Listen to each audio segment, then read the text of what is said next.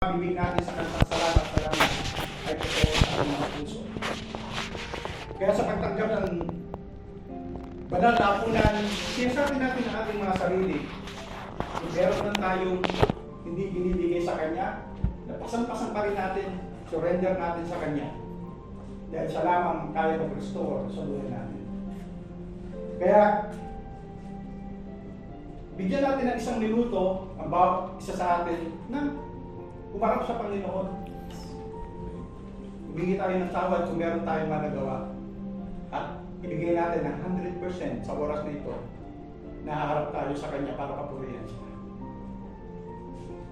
Tayo po ay manalangin. Pasalamat po natin ng dalawang singkulo na binibigyan natin ng Panginoon ang pagkakala sa Kanyang ginawa sa oras ng Panginoon. Panginoon Diyos sa dakila, salamat po muli sa oras na ito. At kung ihaharap sa iyo, magpapasalamat sa ginawa mo doon sa krus ng Kalbaryo.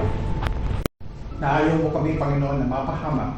Hindi binigay mo yung bugtong na anak upang siyang magili sa aming mga dapat na sa aming mangyari, Panginoon. Ang dalawang simbolo po, ang tinapay at ang saroy, aming pinagpapasalamat at aming inaalala na ginawa mo ito para sa amin. Minahal mo kami at nawa o Diyos, ganun din po ang pagbabalik namin sa iyo ng pagpuri at pagpasalamat. Lord, kung man ang aming mga nagawa na hindi kalulugod sa iyo, pinapahirap po namin sumali nito, sinusurrender namin sa iyo, hindi namin ang bawal. Sabi mo Panginoon, ipapagod namin ang aming mga kasalanan.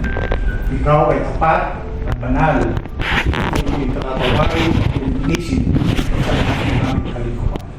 Kaya Panginoon, salamat po sa iyong tulong. Salamat sa iyong mahal.